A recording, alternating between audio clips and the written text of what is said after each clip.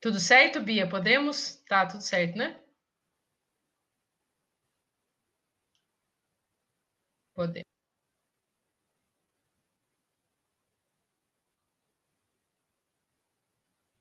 Não, Não estamos te escutando, Ju.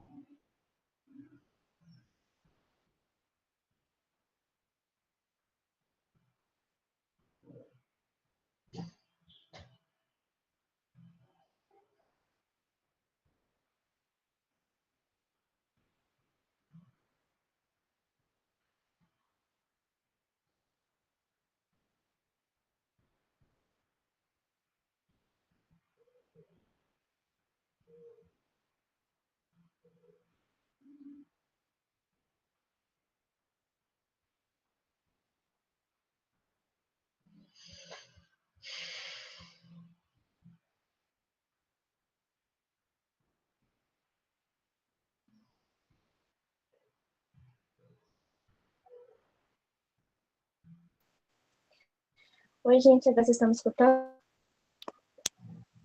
sim, estamos. Eu vou tentar compartilhar só um cartaz que eu fiz bem simples aqui no computador.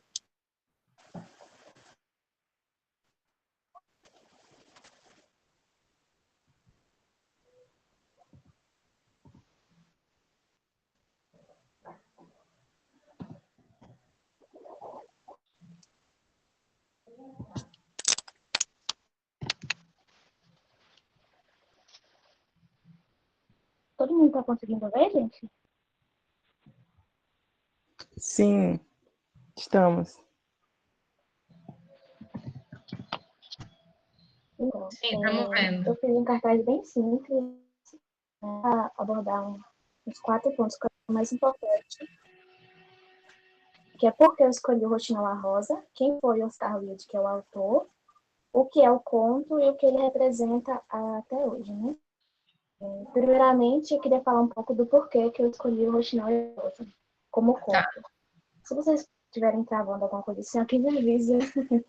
Não tô conseguindo ver o chat, tá bom? Então, eu escolhi o Rosa porque é um conto que faz da minha infância, assim, porque eu sou de uma cidade pequena, né, próxima de Vitória da Conquista, bem do interior, e a minha família, que eu fui criada, assim, por parte de mãe, ela não teve contato, assim, acadêmico, no sentido de estudar e de contar várias histórias de autores consagrados, tipo Clarice Lispector, né, Guimarães Rosa, etc. Então, o contato que eu tive de histórias e contos foram mais os contos que a minha avó contava, tipo, a passar de geração, ou os contos que meu pai inventava, e os contos que passavam na televisão, na TV Cultura, né, que quem tiver história aí vai saber, que tinham programas de história, tipo, Baú História, enfim. E um desses contos foram justamente os que passavam na TV. Então, quando eu lembro do Roxinol e a Rosa, eu lembro de uma Juliana de 6 anos de idade, assistindo na televisão de cabeça para baixo, porque eu só assistia as coisas de cabeça para baixo, não pergunte por quê, e, e ficava, né, vidrado o dia todo na televisão. Então, assim, e eu lembro exatamente do dia que eu assisti o Roxinol e a Rosa. Eu lembro que a estruturação do desenho era um avô contando, né, para o seu neto a história do Roxinol e a Rosa. No final, o neto, né, ficava, mas por que isso? Ele ficava muito revoltado justamente por final. E porque, assim, boca aberta com o final do conto, né? Porque não é exatamente o final que a gente espera, né, desse conto. Então, eu justamente esse Roxinol e a Rosa porque faz parte de uma infância, de uma história pessoal. A gente tem muito disso de subestimar, né, as diferentes categorias da literatura. Então, às vezes, porque você lê uma literatura estrangeira, às vezes você não quer ter contato com a literatura nacional. E vice-versa. Então, às vezes, porque você lê, né, grandes autores consagrados, como Clarice Lispector, você acaba por não valorizar, assim, né, tipo, literatura infantil, questões que não são mais tão vidas, né, de forma tão preciosa, assim, podemos dizer. Apesar de que o autor é um autor consagrado, né, mas não é um autor filho. Eu, justamente, apesar de conhecer esse conto desde a minha infância, eu nem sei o autor, saber da história do autor, né. Então, foi uma experiência para mim também. Agora, deixa eu só... falando um pouco sobre o autor, né, ele nasceu em 1804 e ele morreu em 1900, então ele viveu 46 anos. Ele foi um escritor que foi autor da obra O Retrato de Dorian Gray, que foi assistir, não li a obra dele, mas foi um filme que eu assisti que foi assim, foi muito, é um filme muito intenso, que fala dos assuntos de uma muito intensa, e quando a gente percebe a história dele, de como foi, a gente entende, né, por que foi tão intenso, assim, é tão perturbador os contos que ele escreve, né. Esse retrato de Dorian Gray foi o único romance que ele escreveu e foi considerado importante da literatura inglesa, né? Temas como arte, como vaidade e como uma relação humana.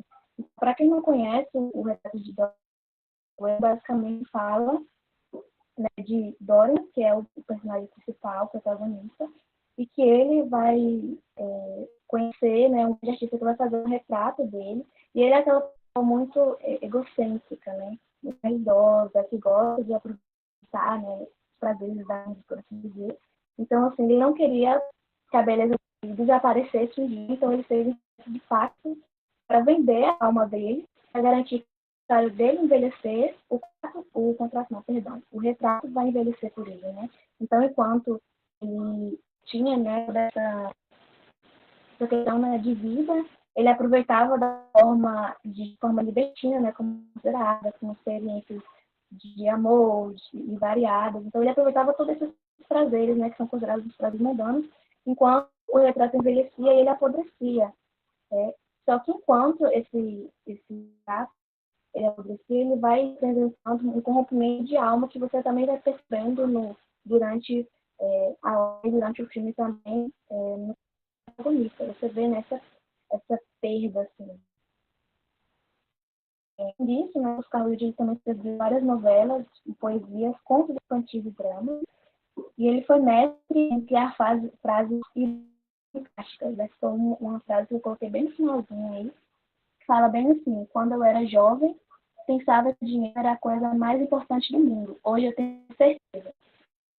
Assim, as frases e as obras dele sempre têm um aspecto irônico, um aspecto sarcástico, um aspecto que causa certa perturbação de desconforto, porque não é algo que a gente está acostumado a lidar de tão veemente, né, de forma tão assim, direta. Também foi criado no protestantismo e converteu-se ao catolicismo depois.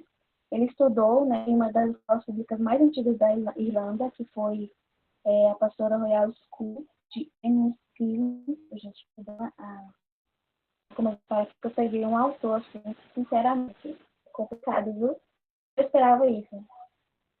Mas, e ele também estudou na principal universidade da Irlanda, que é a Trinity College de Dublin. Então, ele teve bastante contato, né, com esses nuances do santismo, e até visto também alguns contos dele, como o conto O Gigante Egoísta, também foi um conto que eu tive contato, e fala de um gigante que ele não deixa crianças entrarem no jardim dele. E depois que ele conhece o menino que tem marcas de pregos nas mãos, né, e nos pés, que não é Jesus Cristo, ele começa a ter compaixão, porque o menino ele tem uma fala muito impactante, fala que o gigante ele começa a ficar perturbado, porque alguém machucou o menino, né, porque ao longo do conto ele vai criando um certo afeto com o menino, aí ele fica perturbado quando ele se ferido. Quem foi que te feriu? Faça uma vingança. E aí o menino fala que são feridos de amor. Então você percebe alguns tem essa nuance, né, de essa nuance religiosa, E entre 1874 e 1878, Oscar Wilde estudou no Colégio de Oxford, na qual ele recebeu um prêmio de poesia com um poema dele que se chama Revista. Nessa época, ele também lançou os fundamentos do culto estético, arte pela arte, que posteriormente chamou de dandismo. Esse movimento chamado de dandismo, mas é de arte pela arte, vai usar fundamentos históricos para determinar a arte como uma forma de enfrentamento, uma forma de para os horrores da sociedade, né, para os problemas do mundo, principalmente dessa época industrial. Então, de formado, ele passou a morar em Londres, onde levava uma vida extravagante anarquista. Ele era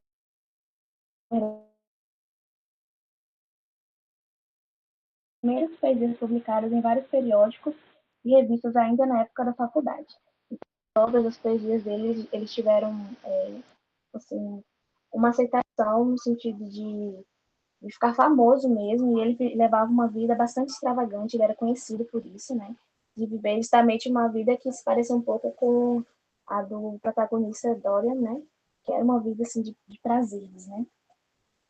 Em 1882, ele foi convidado para ir aos Estados Unidos para uma série de palestras sobre o movimento estético por ele fundado. E em 1813, ele vai para Paris, onde faz amizade com Verlaine e outros escritores, o que leva a abandonar esse movimento estético. Então, assim, ele foi convidado, né, para os Estados Unidos para apresentar esse movimento estético dele, chamado de dandismo, né, com essa centralidade como forma de enfrentamento.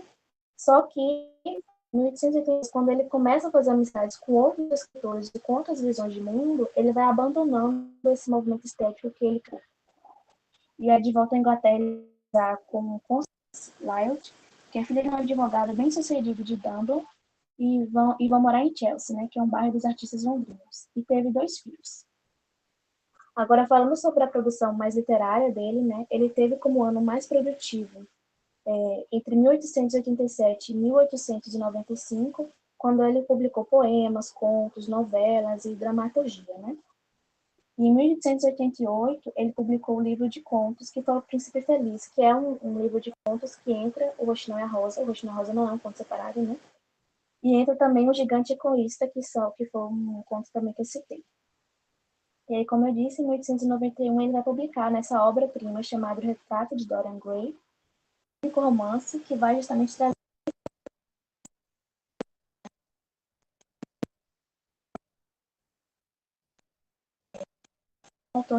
o autor de teatro, né, o Oscar Wilde, ele renovou a dramaturgia vitoriana com as obras Salomé, em 1891, escrita em francês, A Importância de Ser Sério, em 1895, e que foi considerada sua obra-prima nesse gênero da dramaturgia e foi muito encenada, cujo título original vai fazer uma brincadeira entre a palavra Ernest, que significa sério, e Ernest, que significa Ernesto, né, um nome próprio.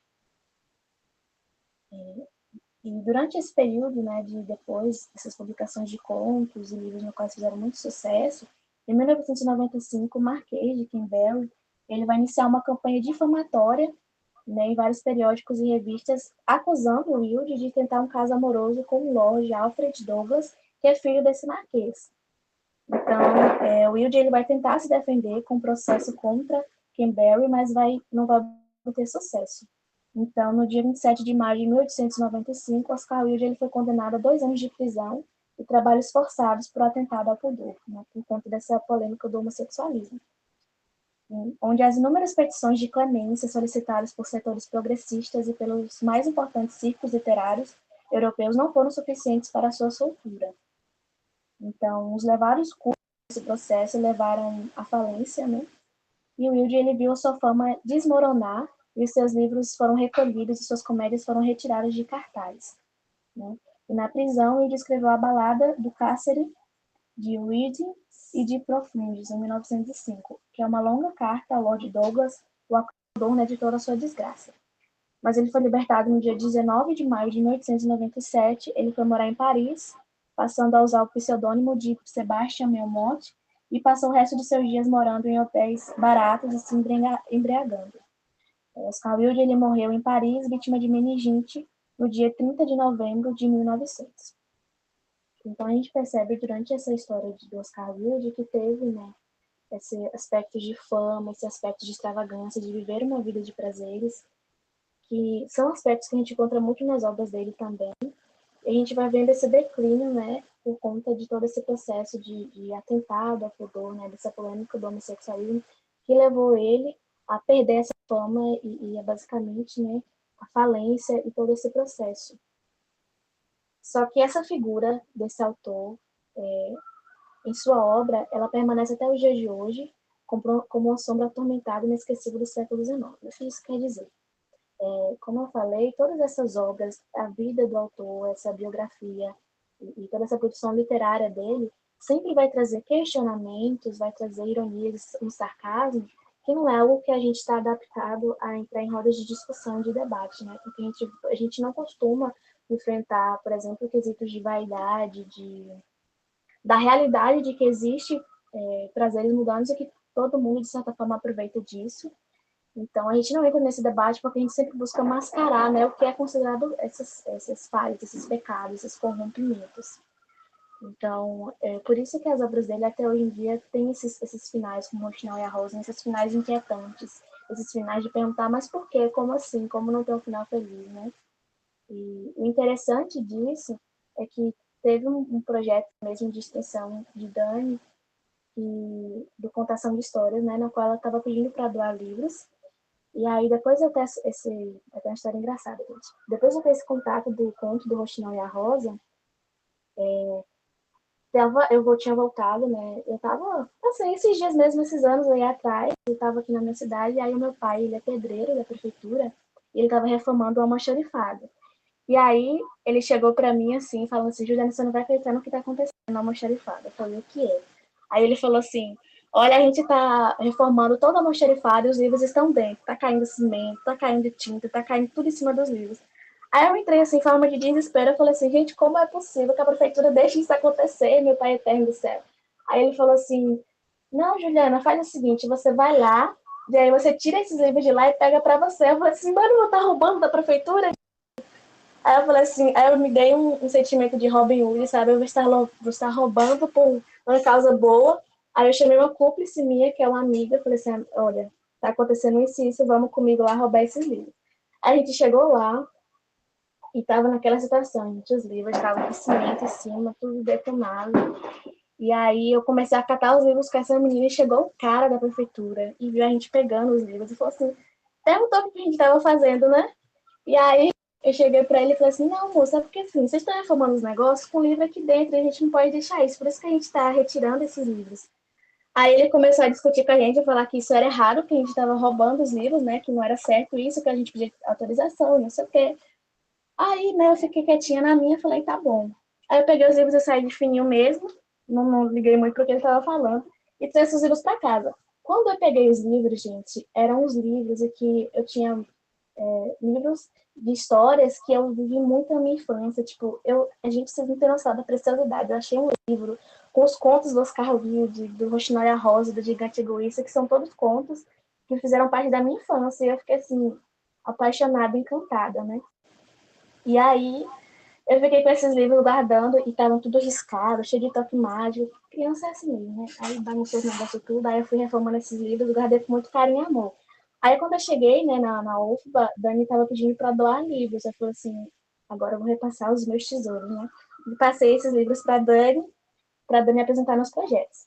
E aí, durante uma aula de psicologia hospitalar, uma das participantes desse projeto, elas ela estava dizendo que ela sentiu um incômodo quando ela pegou esse conto do Roxinol e a Rosa. Ela sem saber, né, que na verdade era eu, estava presente na aula.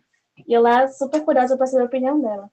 E ela falando que ela leu esse conto, O Roxinol e a Rosa, só que ela não queria apresentar para as crianças porque o final era muito triste, né? E trazia essa questão de morte e essas discussões que não eram discussões, né, positivas, né?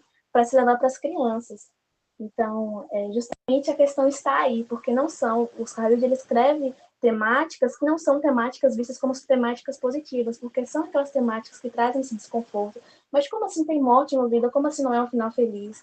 E são temáticas que desde de cedo, né, a gente tem receio de sequer falar com as crianças, porque a gente quer levar para essas crianças esse mundo esse mundo positivista, esse mundo, né, imaginário, infantil. Então, assim, eu achei sensacional a história dele, achei sensacional o conto, e eu estou muito, muito curiosa para saber quais foram as indagações, né, que vocês tiveram através disso. Então é isso, gente. Eu me atrapalhei um pouco, eu estou muito nervosa, mas espero que vocês tenham compreendido. Ô, Ju, você é linda demais, menina. Foi muito legal a sua curadoria. Acho que foi, acho que todo mundo concorda, né? Que foi muito especial, porque foi muito singularizada, né? Além de você ter trazido, né, uma fala profunda, né? Assim, completa, vamos dizer assim, em relação ao Oscar Wilde, você trouxe esse tesouro para a gente, né, que é essa memória, né, e essa história aí ligada tanto à escolha do conto, né, que está ligada à sua infância, às histórias orais que você ouvia e coisa e tal, muito legal, e o valor disso, né, e também essa história dos livros da prefeitura, que foi fantástica. Linda, obrigada por compartilhar com a gente. Isso. Acho que a Gabi escreveu aqui que estava sorrindo. Acho que todo mundo sorriu. Isso é uma coisa maravilhosa de trazer para as pessoas. Bom, eu vou abrir o microfone agora, tá? O microfone não, vou abrir aqui a discussão. Vocês podem ficar à vontade de se inscrever aqui para falar a respeito do conto, né? Que Juiz escolheu. E já trouxe aí uma certa pincelada sobre esse propósito do Wilde, né? De dar essa chocada.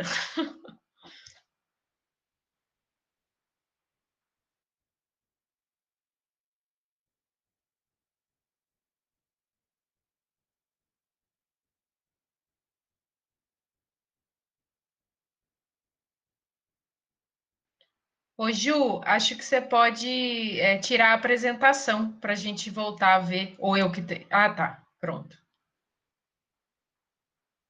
Pronto, obrigada. Vou começar aqui, me inscrevi já. Parabéns, Ju, foi lindo, amei, adorei que você colocou sua história, né, na curadoria e isso torna tudo mais especial e encanta a gente, foi maravilhoso. Foi muito, para mim foi muito legal ler esse conto, porque assim, eu lembrei muito da minha adolescência, né? Eu não sei, parece, pelo que eu pesquisei, que o Oscar Wilde, ele é do romantismo, né? Ele é da escola do romantismo.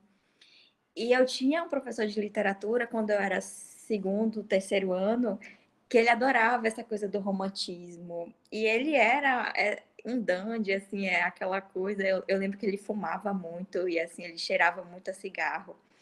E as aulas dele eram um encanto, assim, ele passava esse amor da literatura que ele tinha pra gente, sabe?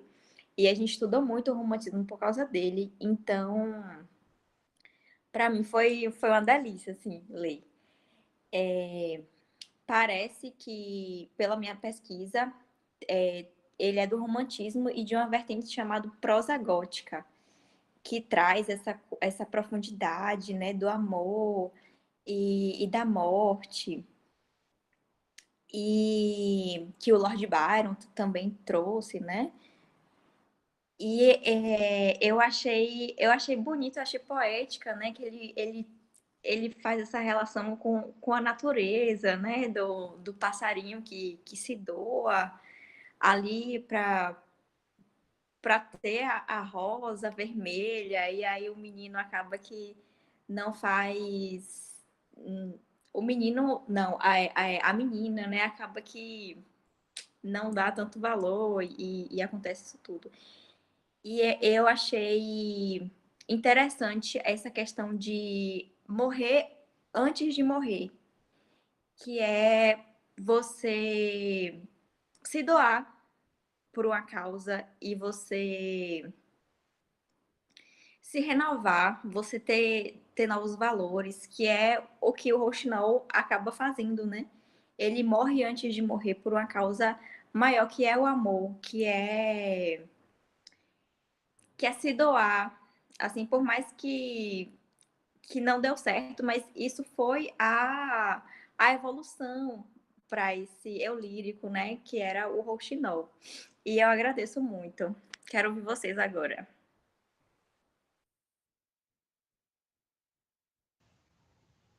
Oi, gente. Fui contemplada muito pela fala da Janine. Eu vou falar de um ponto que me chamou bastante atenção, que foi como que às vezes a gente não presta atenção nas coisas que estão na nossa frente, no nosso dia a dia, e vai procurar a vida em Marte, assim. Porque ele começa descrevendo um cenário tão lindo de árvores, de vários tipos de flores. Ele fala margarida, e depois, quando ele vai procurar a rosa vermelha, ele vê rosas de várias cores. E fala de vários bichinhos, lagarto. E aí eu imagino um cenário todo lindo, assim, que o garoto, por exemplo, não estava enxergando, porque ele estava procurando uma rosa vermelha para entregar para a garota que só queria uma rosa vermelha. E aí foi um ponto que me fez refletir bastante.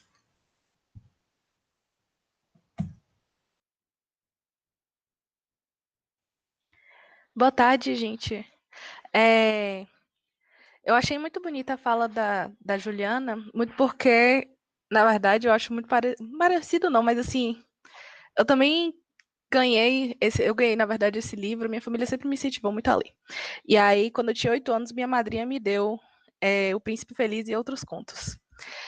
E me remeteu muito à minha infância, porque eu lembro da primeira vez que eu li esse conto e eu tinha 8 anos, eu não entendia nada, eu só falei assim, ué, mas o passarinho morreu em vão. Eu, com 8 anos, não compreendia isso, né? E foi muito, muito emocionante depois de tantos anos, quando esse conto foi o escolhido, eu voltei para aquele livro que eu ainda tinha no meu armário e abri de novo e eu acabei lendo todos os contos novamente. E foi lindo, foi uma experiência muito nostálgica para mim de novo. Mas agora, hoje eu consigo perceber mais que o conto ele trata muito de uma crítica, né? A como muitas coisas a gente leva na futilidade, né? Com a ação da menina de rejeitar a rosa que o menino trouxe para ela, que o Rouxinol se sacrificou para fazer essa rosa. E muitas das coisas que a gente não vê também. Porque para o menino, a rosa simplesmente apareceu lá. Mas para a gente tem toda uma história antes de que o Rouxinol ele se sacrificou em nome do amor que iria surgir, que acabou não surgindo. Muito bonito.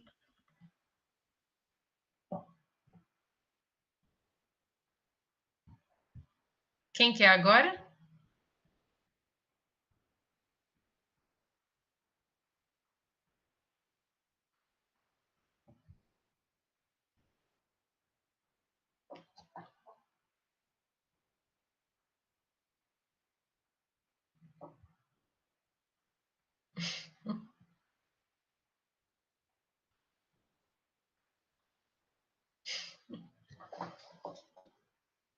Quem quer falar, gente?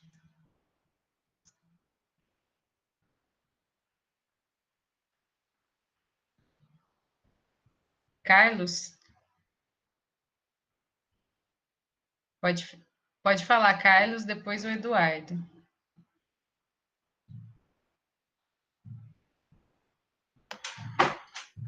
Boa tarde, pessoal. Boa tarde. Eu já conheci o Dorian Gray através daquele livro famoso dele, que é o Retrato do Dorian Gray, só que eu ainda não li, estou bastante ansioso. E esse conto eu achei, assim, ele um pouco estranho. Assim, eu não sei porque eu li ele com uma certa racionalidade, né?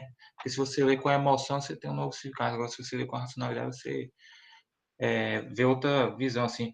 Bom, primeiramente, você vê que é uma romantismo, né? Tipo, lá do século XIX, assim. E eu achei estranho por quê? Porque se você jogar ele para os tempos atuais, você vê que isso não aconteceria, porque você percebe, por exemplo, se eu tivesse no lugar desse cara, por exemplo, ela pediu uma rosa e tal, só que não tinha rosa. Eu convidaria outra pessoa, aí tipo, e pronto, aí, só que isso aí não teria mais conto, sabe? Porque Morri!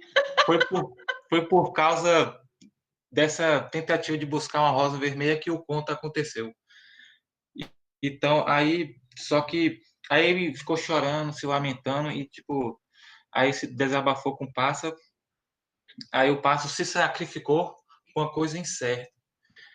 E depois no final, a mulher rejeitou ele e foi ficar com outro cara que tinha mais condições financeiras, algo do tipo. Só que aí ele foi lá e desistiu do amor, disse que não vai mais saber mais de amor e vai viver no estudo. Só que aí, tipo, outra coisa que não podia ser ele não fazer isso, né? Porque, tipo, ele pode buscar outros amores. Então, tipo, ele simplesmente desistiu do amor por causa de uma pessoa só, sendo que ele podia buscar o amor em outra pessoa.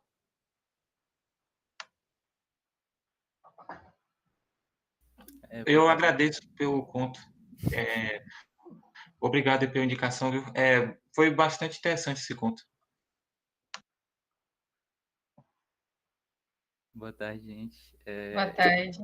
Primeiramente, eu queria dizer que eu também assistia televisão de cabeça para baixo quando eu era pequeno. Mas é isso.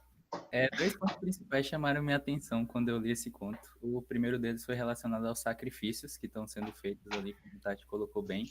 Primeiro do estudante de ficar procurando a rosa, mesmo ela não estando ali, ele procurava e não conseguia encontrar. E o segundo, que é o mais claro, que é o do Rouxinol, né? Que ele dá a vida em prol do amor do estudante. E eu achei isso muito interessante, porque eu fiz um comparativo muito grande com as relações interpessoais que a gente tem, né? Que às vezes a gente tá lá, seja em um relacionamento, ou seja com amigos mesmo, e a gente acaba fazendo certos sacrifícios em prol de manter esse relacionamento uma coisa harmônica, e às vezes isso nem chega a valer a pena, assim, né? Nem a gente viu no conto, o Rouxinol acaba morrendo, e no final a Rosa perdeu completamente o valor, porque a moça não quis, aí o menino acabou jogando ela fora. E o segundo ponto que chamou minha atenção foi justamente relacionado a isso, relacionado à ingenuidade dos personagens que estão ali, né? Primeiramente do cara, que ele acha que ele vai conquistar o amor da vida dele por causa de uma rosa, né? Nem Carlos colocou bem aí. E segundamente em relação ao Rouxinol, que ele faz todo esse processo de sacrifício, de se doar mesmo, de doar a vida dele. Tem até uma frase que ele fala aqui, que o Rouxinol fala para Rosa, né? Ele fala, mas o amor é melhor que a vida. E de que vale o coração de um pássaro comparado ao coração de um homem? Ele faz todo esse processo e ele volta para dar essa notícia pro estudante lá e ele conta pro estudante, só que o estudante ele não entende nada. E acaba que no final é um processo, como eu tinha falado anteriormente, que ele não recebe o devido valor, né? Porque como as meninas falaram anteriormente também, acaba que a gente não vê os nuances do dia a dia, os detalhes que estão ali por trás, os bastidores.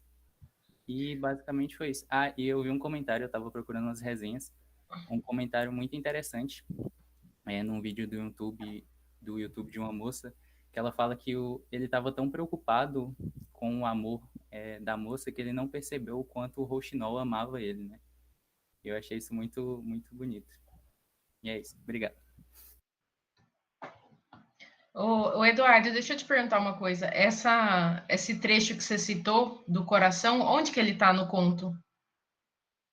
Ixi, agora acho que ele está mais ou menos na metade. Eu vou procurar aqui. Dá uma olhada aí, daí me fala.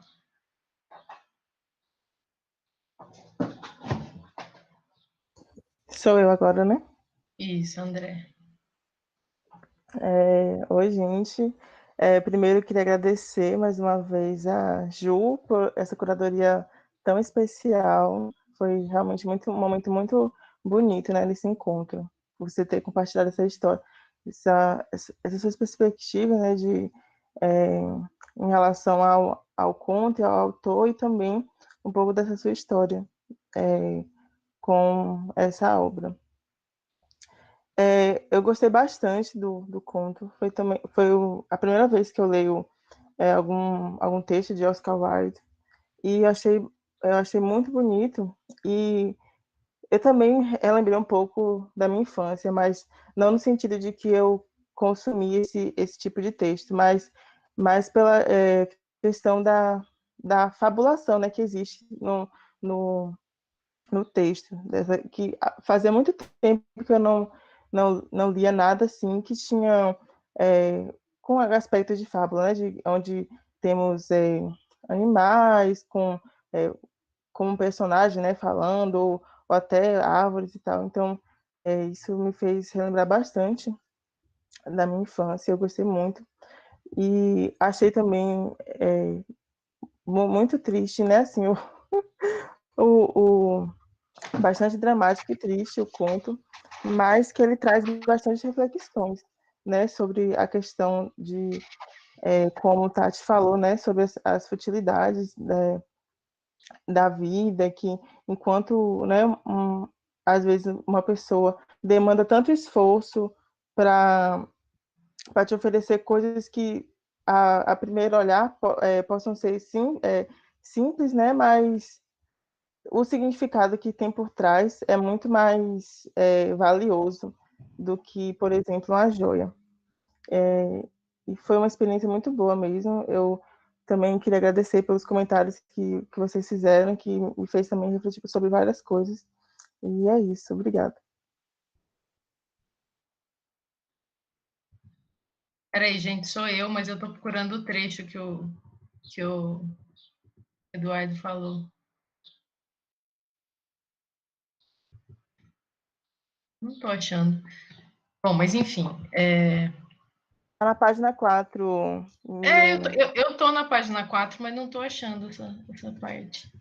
A morte é um preço, tá no diálogo. A morte é um preço exagerado para uma rosa vermelha, exclamou o Roxinol.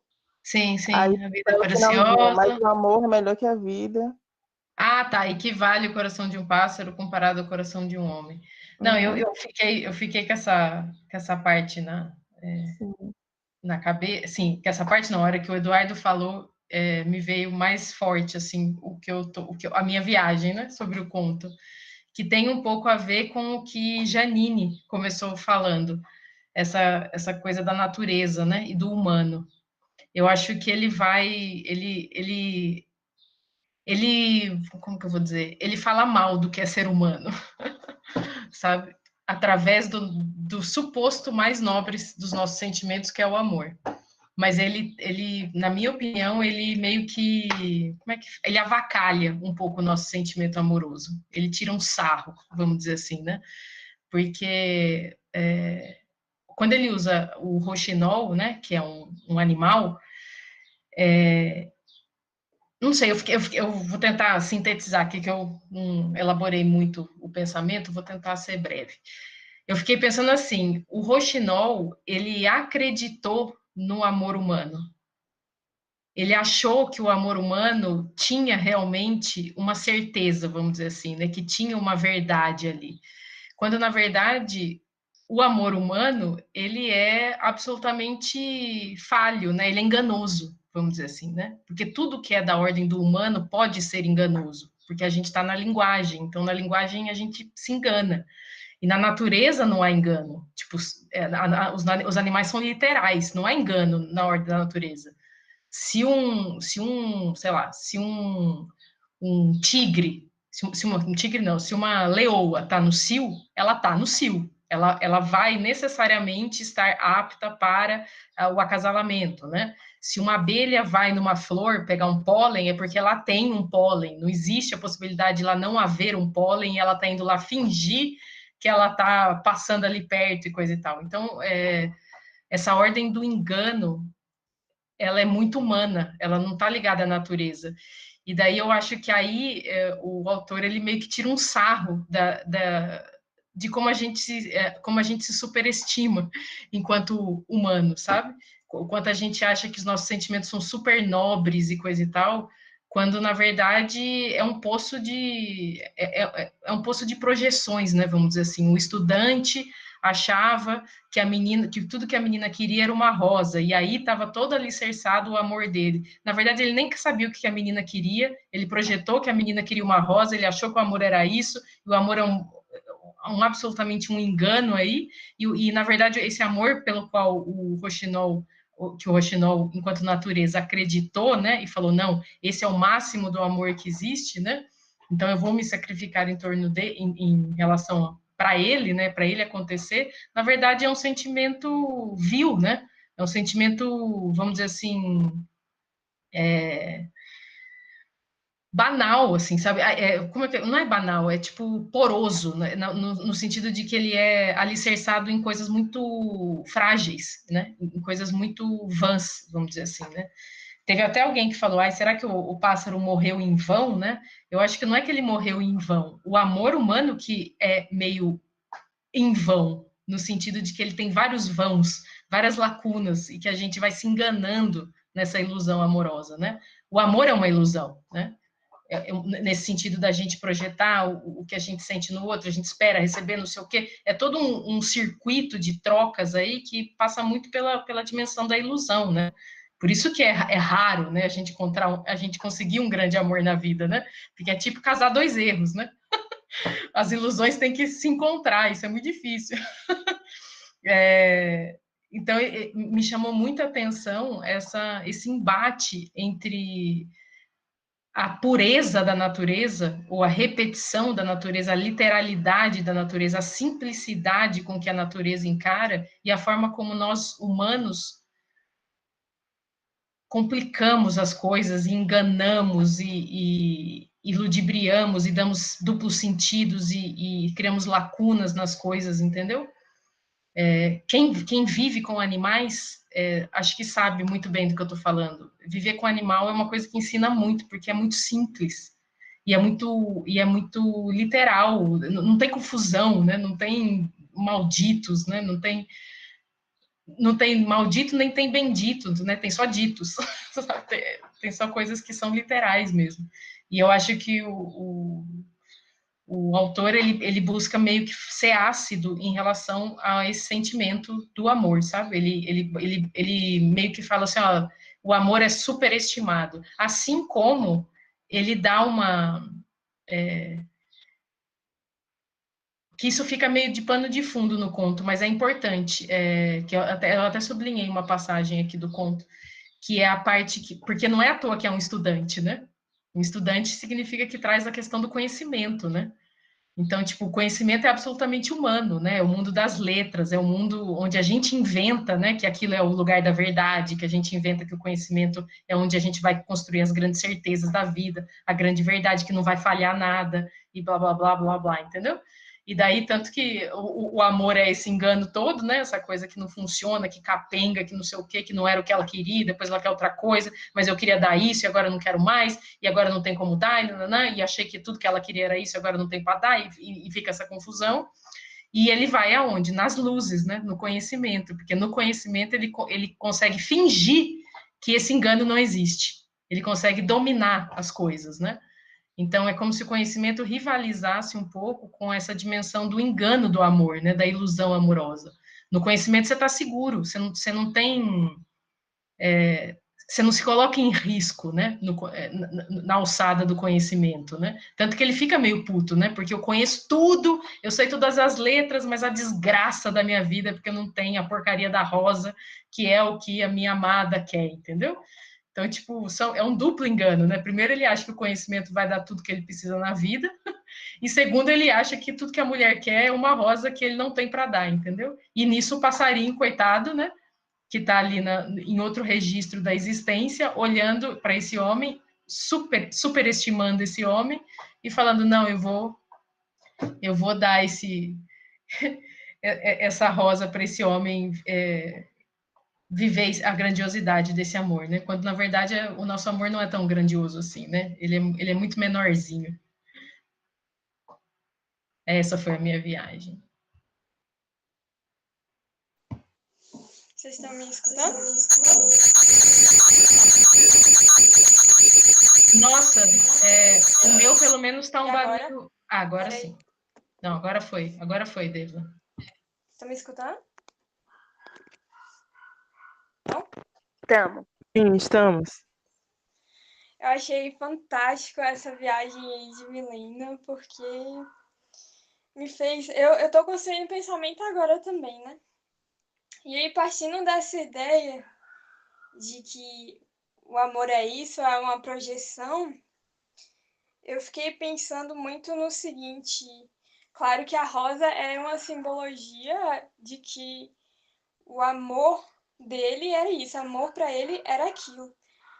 Aí eu lembrei de uma vez que eu estava numa aula com Milena e eu perguntei para ela o que era o amor para Lacan. E aí ela falou que demorou. Ave Maria! Ela falou que o amor é dar o que não se tem. E aí eu fiquei viajando aqui, aí eu escrevi umas coisas. Dar o que não se tem àquele que não o quer. Ah, sim. E aí eu comecei a pensar, né? E eu dividi assim. Essa projeção dele é a ideia, é o que ele supõe que o amor é, o suposto amor, e que também é a tentativa de se encaixar no ideal, que é conhecido, é seguro. O pássaro, eu pensei na flexibilidade, são as 1000 possibilidades, tem a simbologia do voo e tal. E o que aconteceu no conto foi exatamente a morte da possibilidade do voo para tentar se encaixar num suposto amor, que era o ideal. E aí houve essa quebra, né? Esse furo. E o interessante é que ele termina lendo o livro. Então ele volta pro ideal, né? Pro seguro, pro. E é isso que eu tenho, que eu pensei.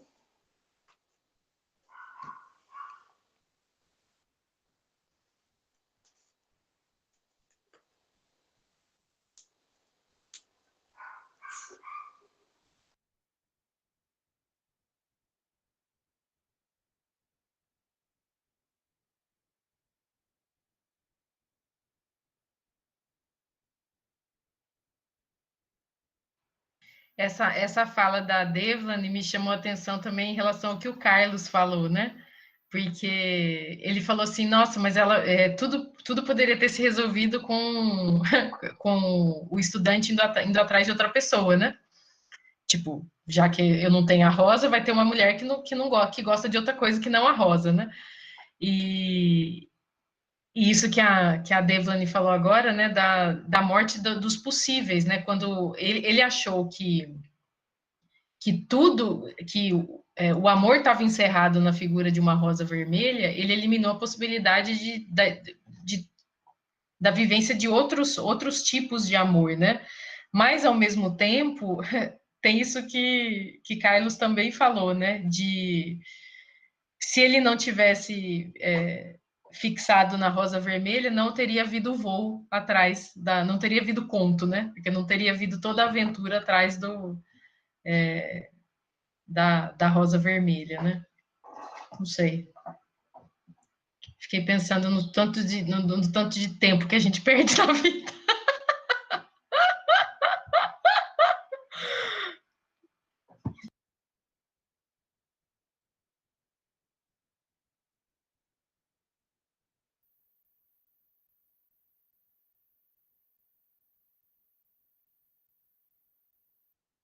Quem mais quer falar, gente? Eu quero falar que pode? Pode, fica à vontade. É que esse conto assim me fez lembrar de algumas coisas, por exemplo, não sei se eu acho que já deve ter acontecido com a maioria das pessoas de você estar na infância ou na sua adolescência e realmente você gostar de uma pessoa e essa pessoa não gostar de você, aí essa pessoa fala, eu vou gostar de você se você tivesse fazer isso, fazer aquilo. Aí muitas vezes, muitas pessoas realmente elas fazem o que aquela pessoa quer que você faça e às vezes a pessoa vai e não corresponde e sempre podia ter sido resolvido se você buscasse outra pessoa que ia gostar daquilo que você já era, sem você precisar mudar e tal. Então, essa é bastante reflexivo que, depois de todas as explanações aqui, me fez relembrar de algumas coisas que aconteceram. Então, esse conto, em parte, é bem real, acontece hoje em dia, assim. E aí isso, às vezes, é importante passar por certas, assim, situações como essa para fazer você realmente falar assim, qual é o meu valor realmente? Que será que eu estou disposto a passar por isso? E é realmente, eu não sei. Eu acho que é isso, é reconhecer o que a gente quer fazer por outra pessoa. E se isso vai ser bom para a gente também. Sim, há uma questão, né, em relação ao amor aí muito forte, né? E a forma como o amor pode virar pode se transformar numa barganha, né? Peraí, que o Zé Antônio falou alguma coisa aqui. No romantismo existe esse afloramento dos sentimentos mesmo. Sim. E uma centralidade em si, né? Porque o romantismo tem muito isso, né? De uma centralidade na figura do si mesmo, né? Então, tipo, isso chama um pouco a atenção para essa questão de se eu tiver tal coisa, essa pessoa vai gostar de mim, né?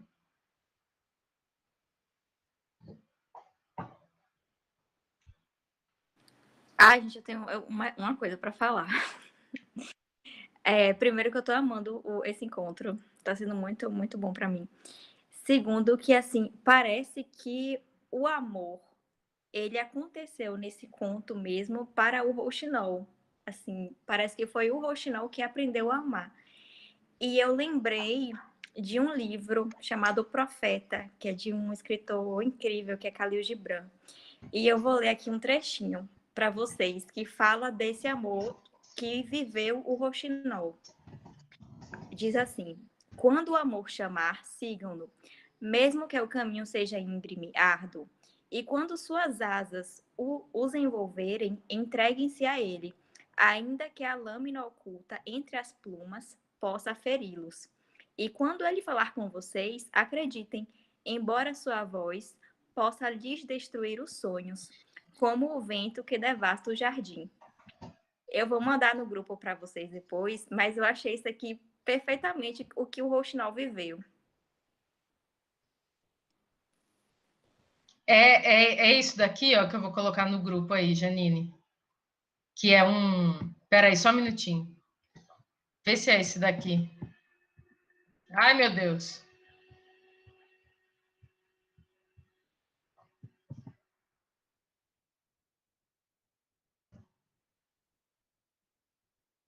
Vê se é esse daí. Que se for, Vocês estão me ouvindo? Então, né? Se for, Tá no WhatsApp? Não, tá aqui no. Eu coloquei no chat, um Ah, YouTube aqui. sim. Ah. Gente, esse poema, sei lá o que é isso, que Janine citou e eu coloquei aqui no YouTube, é uma das coisas mais bonitas que eu já vi na minha vida. Lindo. Por favor, leiam esse texto e ouçam esse texto, inclusive da forma como ele está aí, porque ele está musicado, né? E eu acho que é a Letícia Sabatella que declama ele. Gente, é uma das definições de amor mais perfeitas que eu já vi na minha vida. Chama Do Amor, se eu não me engano. É um capítulo do livro. O livro chama O Profeta, do Khalil Gibran. Aí é o capítulo chamado O Amor. Tem uma palestra também da Lucilena Galvão. Eu vou mandar também no grupo. Vale muito a pena assistir. E eu fotografei aqui o livro, que eu tenho o livro, e eu vou mandar para vocês também no grupo. É lindo. Pronto. É muito bonito. Eu tô falando isso porque eu lembro, eu tinha acabado de ter neném. E eu descobri essa que tem no Spotify, na verdade, tipo um álbum que a Letícia Sabatella declama, né, os textos desse Gibran aí, e daí é musicado também, né? Gente, eu lembro que eu chorava, mas eu chorava ouvindo esse negócio, porque eu tava com o neném no colo, imagina, né? O cúmulo do amor ali acontecendo, e ouvindo isso, eu nunca mais vou esquecer daquela cena. É muito bonito. Eu recomendo.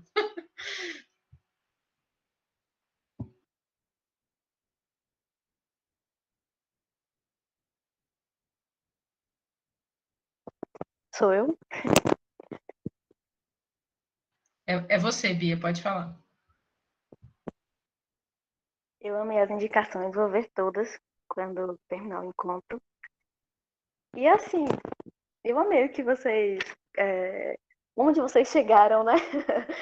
discutindo sobre, discutindo sobre o texto. Porque, cara, eu fiquei pensando assim, talvez a maior lição, depois que eu li, né? A maior lição que eu tive ao concluir a leitura foi não crie expectativas. Ou pelo menos evite, né? Porque é meio complicado controlar expectativas. Mas evite criar expectativas, porque me parece que o conto é um incrível balaio de expectativas, assim.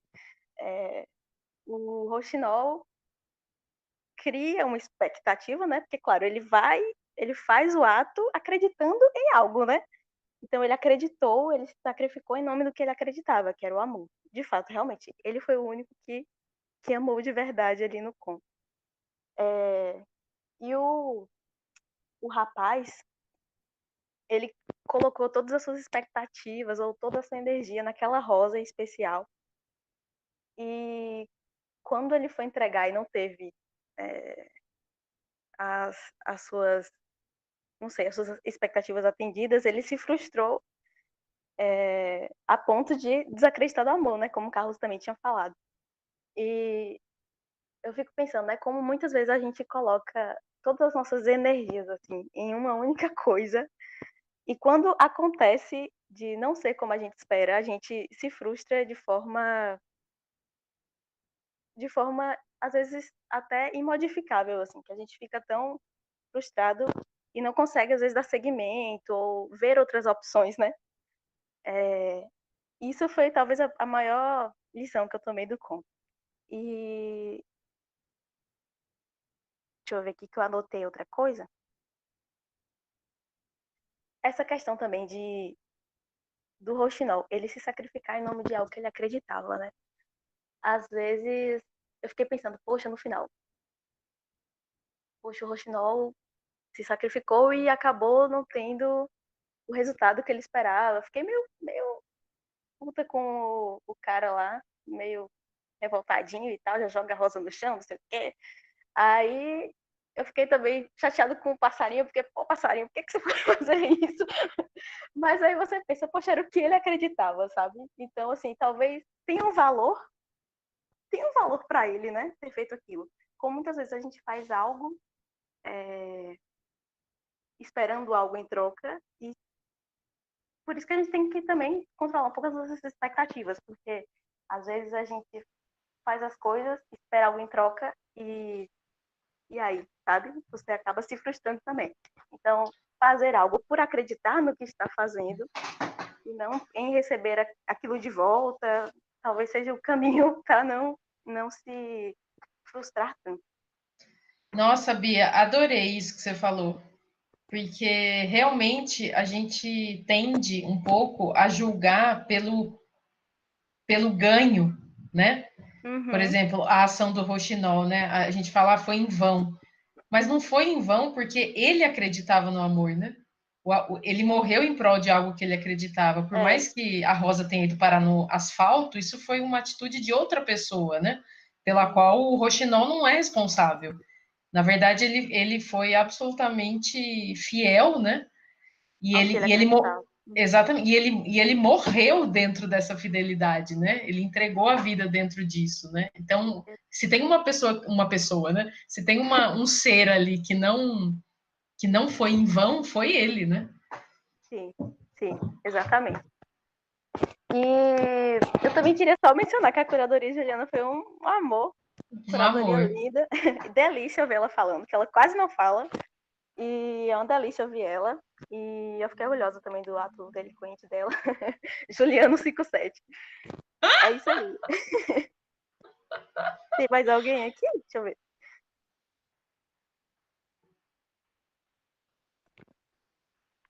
Tem mais gente aqui para falar. Quem mais quer falar, gente? Não, acho que eu fui a última, deixa eu ver. Não, da listinha, né? Mas tem gente aqui fora da listinha.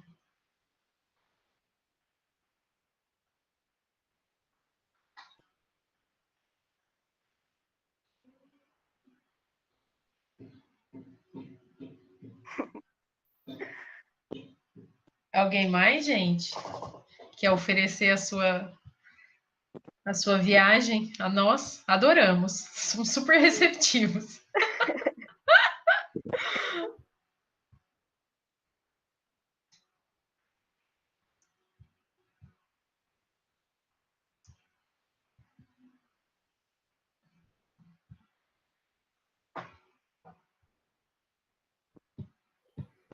Oi, gente.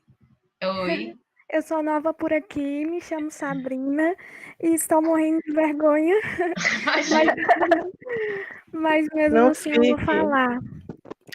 Primeiramente, eu fiquei com isso, né, do amor, porque às vezes a gente pensa muito em um amor romântico, né, entre um casal, mas eu considerei que o Rouxinol amou verdadeiramente e que essa é uma história de amor, o amor do Rouxinol.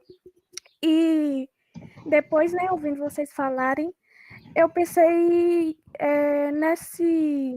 nessa possibilidade de e se tivesse dado certo o amor, a gente acharia válido a morte do Rouxinol?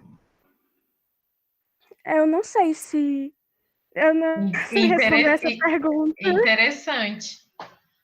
Não sei responder essa pergunta, mas me ficou isso, porque justamente como, acho que é o nome dela, Beatriz falou, o Rouxinol acreditava nisso, e no fim, ele acha que deu tudo certo. Então, para ele, ficou tudo bem. Ele morreu e aconteceu uma linda história de amor. É isso aí.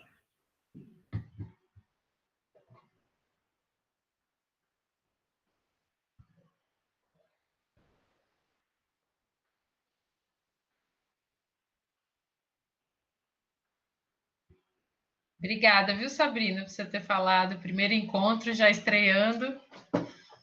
Bem-vinda. Obrigada, fiquei morrendo de vergonha, mas... Não precisa, não. A gente tenta, né, cada vez mais criar um clima aqui onde todos se sintam bem à vontade para falar o que quiser, né?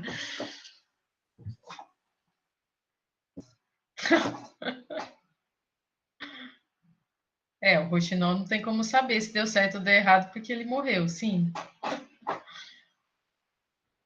Mas ele morreu acreditando que o amor era tudo aquilo pelo qual ele estava lutando, né? Ele superestimou o amor humano. Isso, tipo, questionamento de Sabrina é perfeito, porque é super pertinente, porque ele morreu para ele estar resolvido. Ele morreu acreditando de fato e para ele tá resolvido mesmo. Agora, a ingratidão lá do rapaz lá, ai, ainda não superei. Mas é que ele não sabe, né? Não, o rapaz. Então, o estudante Mas ele não sabe desse sacrifício do não Rouxinol. sabe.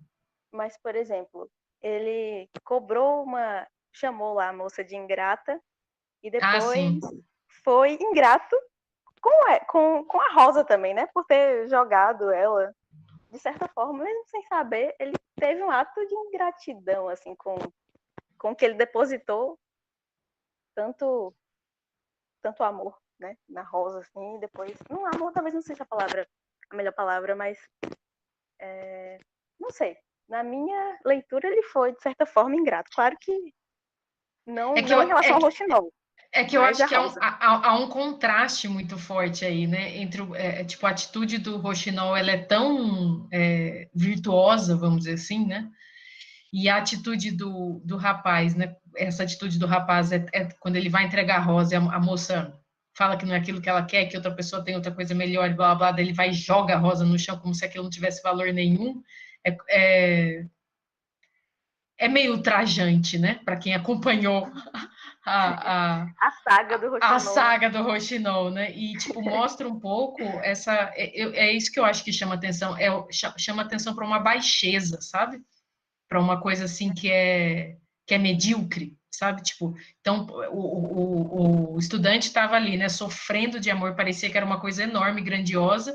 A hora que a menina só vira e fala, não, não é essa rosa que eu quero, outra pessoa quer mais, ele simplesmente cata a rosa, joga no chão e, tipo, meio que, entre aspas, dá um foda-se ali, entendeu? Então, tipo, não tinha toda essa profundidade ali existindo, né? Uhum. Então, me chama a atenção um pouco esse contraste, sabe? Que, não sei, me soa muito medíocre, sabe? Muito aquela coisa.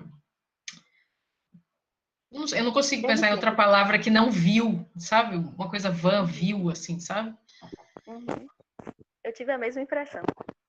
Como se no final não, sei lá, ele escancara que na verdade não era tudo aquilo que aparentemente parecia. Não sei explicar, assim. Mas É não sei, porque eles o amor, criaram uma. o amor não é tudo isso, né? Esse é o ponto. Sim, sim. Perfeito. A gente floreia o amor, né? Através de uma rosa aí, né? A gente É. floreia.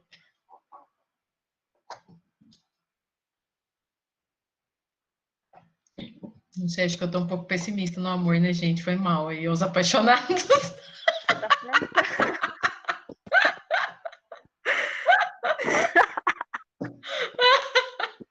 Fazer o quê, né, gente? É o que tem para hoje. Realista. Isso. Não tenho mais idade para grandes ilusões amorosas, não. Ó, cuidado que não tem idade pra isso, não. É, gente, todo mundo me pergunta isso. Por que as pessoas. Por que todo mundo me pergunta meu signo? Fala, Eu vou dar minha ficha, tá? Minha ficha astrológica. Não, astrológica. Eu sou Libra com.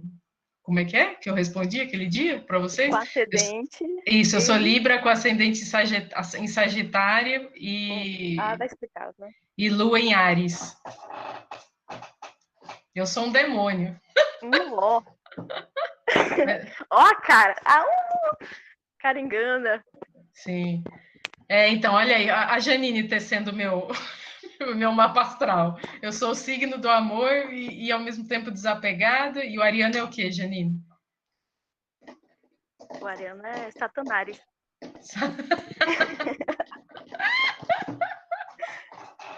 Gente do céu, não acredito que a gente vai terminar o encontro do Oscar Wilde falando de signo. Zé Antônio, você acabou com a nossa moral. Ai, velho. Ai. Mas é Vamos isso, tirar né, um gente? print aqui. Vamos. Mas deixa eu perguntar antes, por que o Zé Antônio perguntou meu signo, que eu fiquei curiosa. Que eu fosse aquariana? Oxe, por quê? Eu não entendo nada de signo, gente. Igual a ele. Acho que Olha é aí, porque aquariano é frio, né? Uma parada assim. olha aí as projeções, ó. Ele já achou que eu fosse igual a ele, ó. Tá entrando que nem no caso do Rochinol lá e Felipe Estudante. Exatamente, criando expectativa. Ai. Bom, gente. Olha lá, o Oscar Wilde era libriano. Gente, vamos encerrar essa conversa, pelo amor de Deus, senão daqui a pouco a gente está abrindo horóscopo aqui, vendo o mapa astral. Bom, a Bia sugeriu da gente tirar uma fotinha, né? Nossa. Verdade, né? Com a câmerazinha. Isso, daí a gente, quem quiser, né? E quem sim, puder fazer a gentileza de abrir a câmerazinha aí, só para a gente tirar uma fotinha, arruma o cabelinho aí rapidinho, dá um tapa e pronto. Espera aí rapidinho que. Não, gente, vamos desapegar, vamos mostrar as nossas verdades, né? Sem muita arrumação aí. Para a próxima já fica todo mundo avisado. Da próxima todo mundo toma banho.